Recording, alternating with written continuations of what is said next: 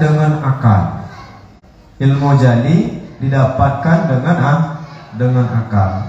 Jadi seprofesor apapun seseorang, ilmunya tetap hanya terletak pada akal. Ilmu khafi tidak bisa didapatkan dengan akal.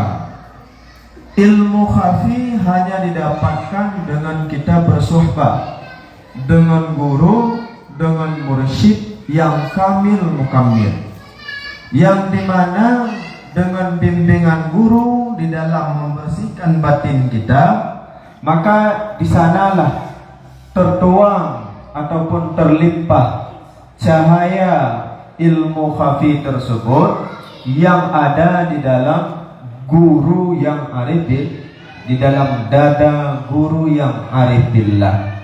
Maka tanpa kita berguru dengan seorang mursyid, tanpa kita berguru dengan orang yang telah kamil mukamil, yang telah arif billah, maka ilmu khafi ini tidak bisa kita dapatkan. Karena ilmu khafi ini adalah ilmu limpahan ataupun ilmu rasa,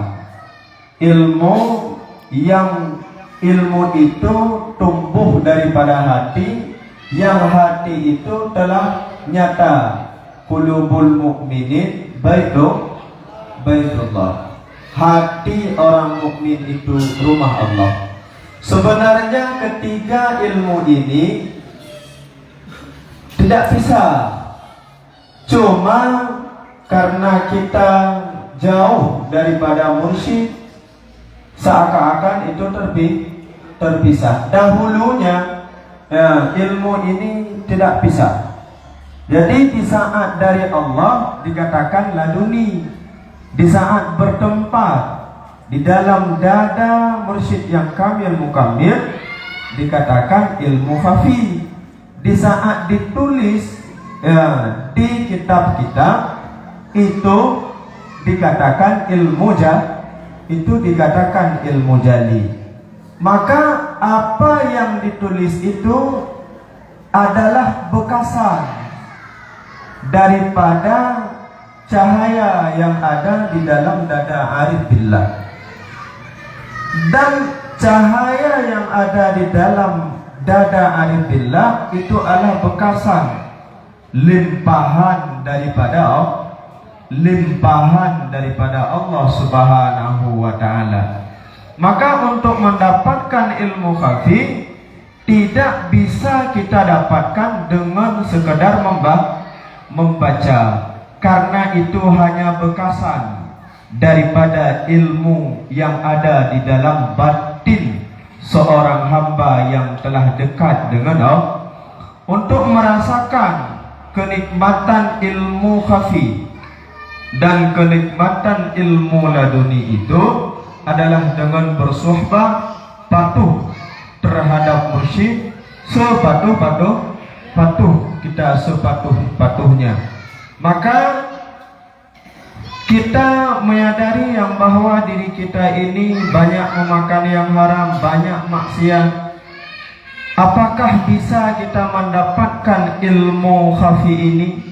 Inilah perjalanan yang sedang diperjuangkan oleh Abuya, dididik kita oleh Abuya, dianjurkan kita untuk berjuang dan disuruh kita untuk berzikir, supaya kekotoran yang telah ada di dalam batin kita dan najis-najis yang telah ada pada sekujur tubuh kita dapat hilang, sehingga dapat bertempat ilmu khafi ini di dalam dada kita. Karena ilmu khafi ini adalah ilmu yang suci, bertempat di dalam dada yang suci. Inilah yang dikatakan dengan al-ilmu nurullah. Al-ilmu nurullah. Ilmu itu cahaya Allah. Kemana terlimpah cahaya itu? Ke dalam dada yang bersih. Bersih daripada selain Allah, bersih daripada selain Allah. Maka untuk bisa tertuang ilmu laduni itu, bersih batin kita daripada selain Allah. Untuk terlimpah ilmu khafi itu, harus bersih batin kita daripada selain arif billah. Maka inilah yang diperjuangkan oleh Abuya di dalam tauhid tasawuf. Ilmu di dalam tauhid tasawuf adalah ilmu khafi. Maka tidak bisa didapatkan dengan diakal-akal, tidak bisa didapatkan ilmu tauhid tasawuf dengan diakal-akalkan. Tapi ilmu tauhid tasawuf ini didapatkan dengan hati yang ikhlas, ingin bertaubat kepada Allah. Begitu juga ilmu laduni. Tidak bisa didapatkan dengan akal, tapi didapatkan dengan ruh. Jadi sebagaimana ilmu jali didapatkan dengan akal, ilmu khafi didapatkan dengan hati, ilmu laduni didapatkan dengan ruh, yang ruh itu sudah dapat memandang cahaya keberadaan Allah pada dirinya dan alam semesta. Maka untuk sampai kita kepada ilmu laduni ataupun hakikat daripada ilmu laduni itulah Allah. Ya, orang yang telah bersama Allah lah yang mendapatkan ilmu laduni, yaitu arif billah. Maka makalah yang ditulis oleh Abuya setiap hari ini adalah cahaya yang ada di dalam dada Abuya, dituangkan di dalam selembaran makalah ini supaya dapat kita mempelajarinya, dapat kita mengamalkannya. Kemudian ada pertanyaan sebagaimana pertanyaan waliman. Jadi bagaimana kita memberikan rahmat, memberikan sejahtera kepada Rasulullah sedangkan kita tidak memilikinya. Jadi kita berdoa bukan memberikan. Kita berdoa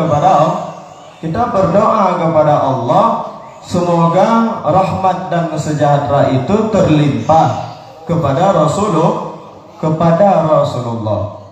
Juga ada ulama yang mengatakan bahwa sebenarnya selawat yang kita berselawat kepada Rasulullah, doa yang kita berdoa kepada Rasulullah itu manfaatnya kepada diri kita. Dengan makna Rasulullah itu sudah sangat sejahtera. Jadi diibaratkan bagaikan kita menuangkan air di dalam gelas yang telah penuh. Maka dengan terlimpah air di dalam gelas yang penuh itu, maka melimpah kepada gelas-gelas yang masih kosong. Begitulah selawat yang kita berselawat kepada Rasul, yang kita harap daripada Allah, maka Allah mencurahkan rahmat kepada Rasulullah, yang dari Rasulullah itu terlimpah rahmat dan sejahtera itu kepada kita. Ya, jadi manfaatnya untuk kita. Maka Rasulullah menganjurkan kita memperbanyak selawat. Itu manfaatnya bukan untuk Rasulullah. Sama seperti Abuya menganjurkan kita berjuang, menganjurkan kita untuk senantiasa berzikir. Itu manfaatnya bukan kepada Abuya, tapi kepada diri kita sendiri. Kemudian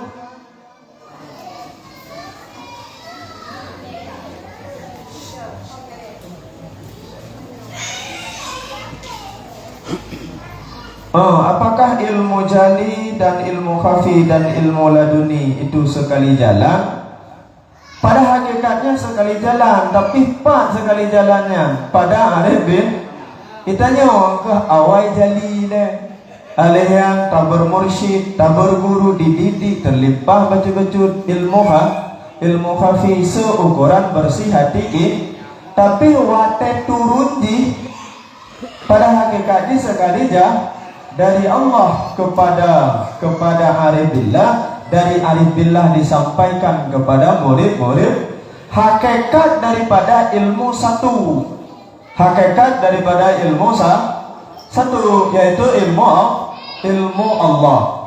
Jadi di saat dari Allah dikatakan laduni, di saat terletak di dalam dada mursyid dikatakan khafi, di saat disampaikan kepada umat, ditulis di dalam kitab-kitab, itu dikatakan ilmu jali. Maka untuk mendapatkan ataupun yang hakikat daripada ilmu yang telah disampaikan di dalam kitab ulama-ulama tasawuf itu, kita harus dapat bersuhbah dengan pemilik daripada ulama tasawuf tersebut. Kemudian, apakah duduk tawaruk terbalik dalam tawajuh? Duduk tawaruk terbalik di dalam tanya tawajuh. Jadi memang di dalam tanya tawajuh dianjurkan untuk duduk tawaruk terbalik. Cuma mia seandainya berat kiban, mia seandainya han memungkinkan kiban, kakut kaifa amkana aju. Ya, kiban yang mungkin. Sama lagi sembahyang. Di saat han mampu tado. Ya, maka dua. Ya, di saat han mampu dua, maka kalanya di saat han mampu klep-klep. Ya, isyarah dengan mata, dengan makna hana gepubrak di dalam gedanyo di dalam gedanyo bersyariat. Gedanyo gak anjurkan menurut kesanggupan di dalam gedanyo bersyariat. Gedanyo dianjurkan menurut kesanggupan gedanyo. Kaha mungkin tadua tawaruk terbalik. Kiban nak buka? Kakak kiban yang mungkin. Maka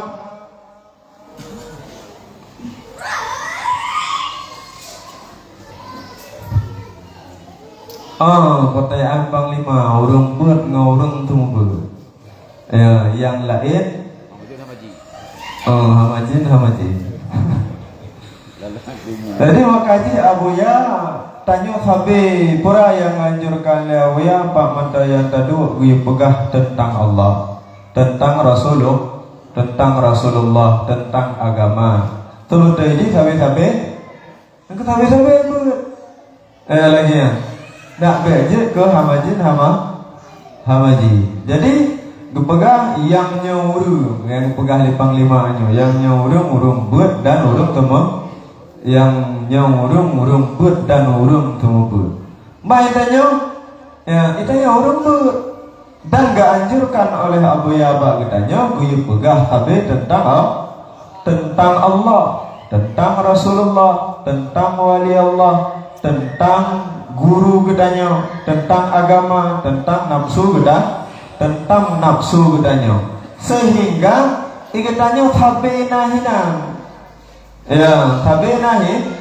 Jadi guru yang kerada guru, kesa guru kerada. Dengan makna kasat belajar diri. Lagi ya, dengan makna kasat belajar diri. Kasat belajar diri. Makanya Abu Ya sabi-sabi gedanya geanjurkan Pak Manta yang tadu hinan posku. Pak yang tadu yang dimana hinan tapegah tentang Allah, tentang Rasulullah, tentang wali-wali Allah, berarti ya kehinan posku. Ya, tanya tengah rumah, tak pegah tentang Allah, tentang Rasulullah, bak promo tanya, bak anak tanya. Ya lainnya, tengah bak warung kopi, nangon, nyancit yang tak pegah, ho manteng yang tajak, pat manteng yang taduk, tabasahi lidah gedanya dengan senantiasa membicarakan tentang tentang Allah, sehingga terlepas tayo daripada yang ketiga. Sabi-sabi tanyo dapat senantiasa di dalam ilmu, di dalam membicarakan tentang Allah Subhanahu wa taala. Jadi hanya sekian dan demikian. Belan kurang lentuan laki maaf. Assalamualaikum.